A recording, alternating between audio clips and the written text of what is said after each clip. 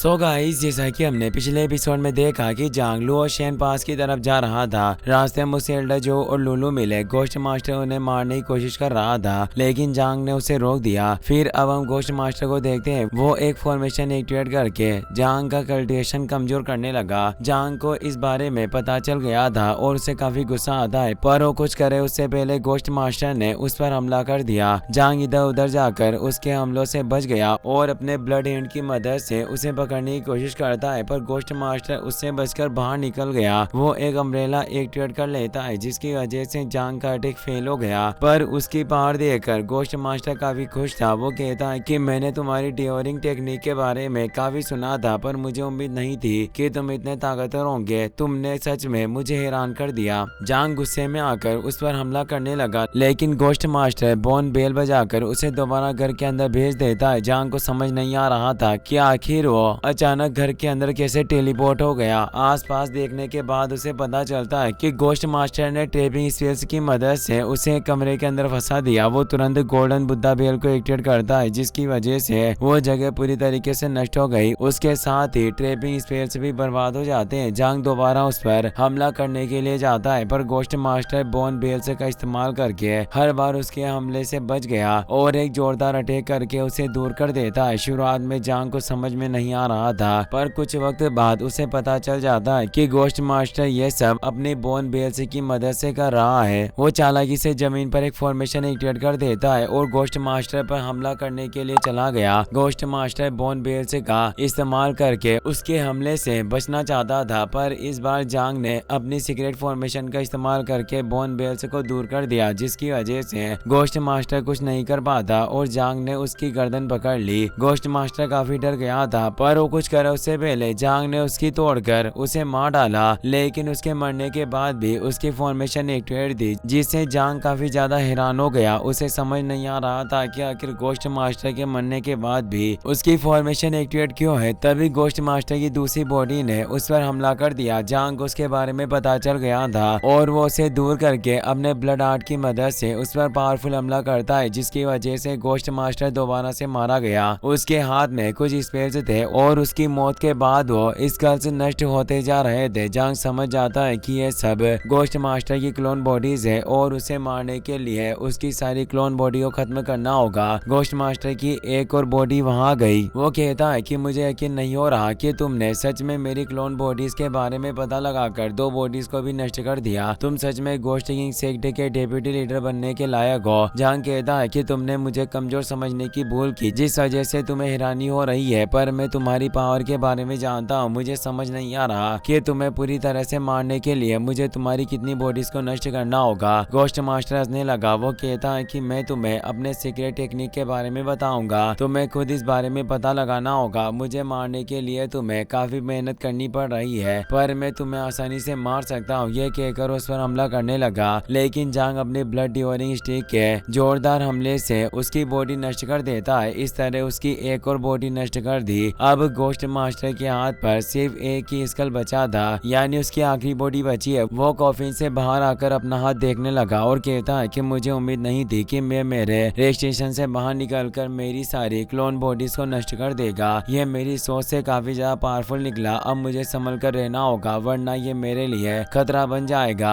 पर आज मेरी मेहनत बेकार नहीं गई और मुझे इतने पावरफुल दुश्मन से लड़ने का मौका मिला। ये मेरे लिए काफी खुशी की बात है। यह कहकर एक फर्नेस एक्टिवेट कर देता है, जिसके अंदर आसपास की इविल एनर्जी इकट्ठा होने लगी। गोश्त मास्टर जांग से कहता है कि तुम्हारा कल्टिवेशन और बॉडी काफी खास है, इसीलिए तुम्हें मारने के बाद मैं दोनों चीजों को अपने पास रखूंगा और इसे एक आर्टिफैक्ट की तरह इस्तेमाल करूंगा। जांग कहता है कि तुम मेरी बॉडी लेना चाहते हो, पर उसके लिए तुम्हें काफी मेहनत करनी होगी और मुझे तो लगता है कि अभी तक तुम मेरी बॉडी लेने के लायक नहीं बन सके। यह कहकर वो अपने ब्लड हैंड की मदद से फर्नेस को नष्ट करने की कोशिश करता है, लेकिन फर्नेस काफी ताकतवर था और गोश्त मास्टर उसकी पावर बढ़ा देता है, जिसकी वजह से ब्लड हैंड फर्नेस के अंदर एब्जॉर्ब हो गई और धीरे धीरे करके फॉर्मेशन भी जांग की स्पिरिचुअल एनर्जी एब्जॉर्ब करने लगती है। जांग को इससे काफी तकलीफ हो रही थी। वो सोचता है कि इस तरह कम एनर्जी के साथ मैं इसका मुकाबला नहीं कर पाऊंगा। मुझे जल्दी से इस आर्टिफैक्ट को नष्ट करना होगा ताकि गोश्त मास्टर कमजोर पड़ जाए। ये सोचकर वो फर्नेस पर हमला करने के लिए जाता है, लेकिन तभी फर्नेस एक जायंट स्पीड में बदल गया। गोश्त मास्टर कहता है कि क्या तुम्हें सच में ऐसा लग रहा है कि मेरे होते हुए तुम इतनी आसानी से मेरे आर्टिफैक्ट को नष्ट कर दोगे? ये कहकर वो जायंट स्पीड की मदद से उस पर हमला कर देता है। जांग मल्टी लेयर शील्ड बनाकर उसके अटैक से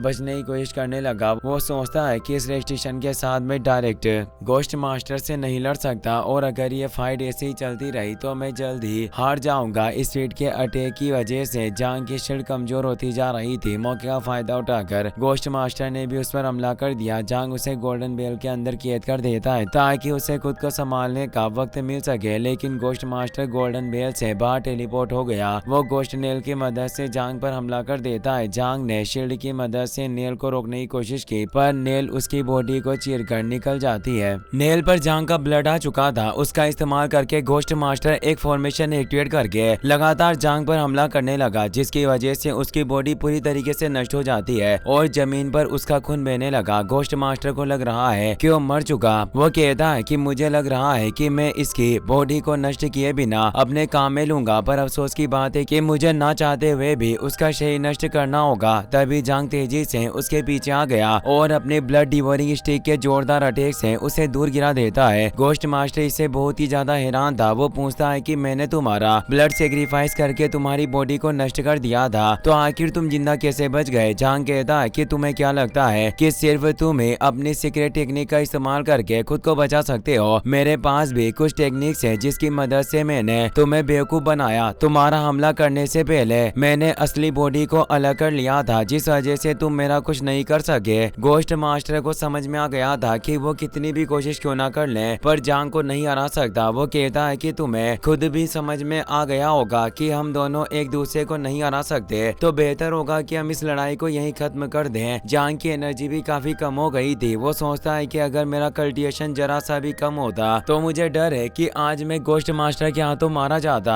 पर खैर अभी मैं जिंदा हूँ और बिना वजह फाइट करने से भी कुछ हासिल नहीं होगा। गोस्ट मास्टर बहुत ही ज्यादा अजीब है और मुझे इसका असली मकसद भी नहीं पता, तो इसे फाइट ना करने में ही भलाई है। वो पूछता है कि आखिर इस वक्त तुम किंगयून माउंटेन में क्या लेने आए हो? गोस्ट मास्टर कहता है कि मैं सिर्फ डेमोनिक बिस्ट और किंगयून सेक्ट के बीच की फाइट को देखने के लिए यहाँ आया हूँ। जांग कहता है कि डेमोनिक कल्ट के 3 सेक्ट ने सिर्फ कुछ डेमोनिक बिस्ट का मुकाबला किया, पर फिर भी तीनों सेक्ट से लगभग पूरी तरह से बर्बाद हो गए, पर अब पूरी बिस्ट आर्मी इकट्ठा हो चुकी है। क्या तुम्हें लगता है कि ट्रू कल्ट उनका मुकाबला कर पाएगा? वो कहता है कि मैं मानता हूँ कि डेमोनिक बिस्ट की पावर काफी ज्यादा है और उनके जीतने के 90% चांस है। भले ही लुओशियन पास में ट्रू कल्ट को काफी नुकसान हुआ, पर उन्हें बिस्ट की पावर के बारे में पता चल गया। इसके साथ उनके पास जूजियान स्वॉर्ड भी है, जिसकी मदद से वो डेमोनिक बिस्ट का मुकाबला कर सकते हैं। जांग कहता है कि भले ही जूजियान स्वॉर्ड बहुत ही ज्यादा पावरफुल आर्टिफैक्ट है, पर इतने सारे बिस्ट का मुकाबला करना ट्रू कल्ट के लिए मुश्किल होगा। गोस्ट मास्टर कहता है कि डेमोनिक बिस्ट सिर्फ पावरफुल होते हैं, पर उनके पास दिमाग नहीं होता। अगर ट्रू कल्ट खाई का फायदा उठाकर उन्हें रोके रखे और उनके लीडर को हरा दे तो बिस्ट आर्मी पूरी तरह से टूट जाएगी और वो कुछ नहीं कर सकेंगे। जांग कहता है कि तुम खुद जानते हो कि बिस्ट किंग कितने ज्यादा पावरफुल है, तो क्या तुम्हें ऐसा नहीं लगता कि उनका लीडर कितना ज्यादा पावरफुल होगा और उसे हराना आसान नहीं है? गोस्ट मास्टर कहता है कि और पिछले हजारों सालों से किंगयून सेक्ट ने अपनी असली ताकत नहीं दिखाई। उनके पास जरूर कोई बैकअप प्लान होंगे। दूसरी तरफ शुशु अपने साथियों को लेकर डे सांब के पास आ गया। वहाँ उन्हें डीमन किंग फेई मिलता है। शुशु बताता है कि कहा जाता है कि प्राचीन काल में एक बहुत ही ज्यादा खतरनाक इंसेक्ट था जिसके बड़े बड़े पंख और नुकीले पंजे हुआ करते। वो और कोई नहीं बल्कि फेई है। फेई के साथ बहुत सारे इंसेक्ट्स थे। ये काई शुशु से कहता है कि तुम बाकी साथियों के साथ मिलकर उसका ध्यान भटकाओ, तब तक मैं उसे मारने के बारे में सोचता हूँ। शुशु एक फॉर्मेशन एक्टिवेट करके फेई का ध्यान अपनी तरफ करने लगा। मौके का फायदा उठाकर ये काई अपने दोस्तों के साथ उस पर हमला करने के लिए चाहता है, पर फेई ने उन्हें रोक दिया, जो एक ही मल्टीपल शॉट की मदद से बहुत सारे इंसेक्ट्स को मार देती है। पर इससे फेई को कोई फर्क नहीं पड़ता और उसने इंसेक्ट्स से उन पर हमला करवा दिया। फाशान गोल्डन बुद्धा बेल एक्टिवेट करके सबको इंसेक्ट्स से बचाता है और जिंगयू अपने ड्रैगन स्लैश की मदद से उन्हें मारने लगा, जो एक ही अपनी आइस पावर की मदद से फेई को भी बर्फ में जमा देती है। ये काई और बाकी कल्टिवेटर्स एक साथ मिलकर उस पर हमला करने के लिए जाते हैं, पर फेई बहुत सारे इंसेक्ट्स में बदलकर वहां से भाग गया। सब फेई को मारने का प्लान बनाने लगे। ले जुन सारे इंसेक्ट्स को एक बैरियर में कैद करने के लिए कहता है, पर सारे इंसेक्ट्स को एक बैरियर में बंद करना बहुत ही ज्यादा मुश्किल था। जो है कि बताती है कि कहा जाता है कि क्रिम्सन फॉरेस्ट के बीच में अंडरग्राउंड फायर हमेशा जलती रहती है। अगर हम सारे इंसेक्ट्स को वहां ले जाए तो शायद फेई को मारा जा सकता है। सबको यह आइडिया काफी पसंद आया, जो है कि एक एनर्जी सोर्स एक्टिवेट करके सारे इंसेक्ट्स को क्रिम्सन फॉरेस्ट के अंदर बुला लेती है। फेई भी वहां चुका था। मौके का फायदा उठाकर फेनजियांग वैली के मेंबर्स ने उसे एक फायर फॉर्मेशन के अंदर कैद कर दिया। वो फॉर्मेशन को एक जगह से खोल देते हैं। अचानक जुएकी ने अपने तियान या सोर से फेई पर हमला कर दिया, जिसकी वजह से उसका शरीर नष्ट हो जाता है और उसके अंदर से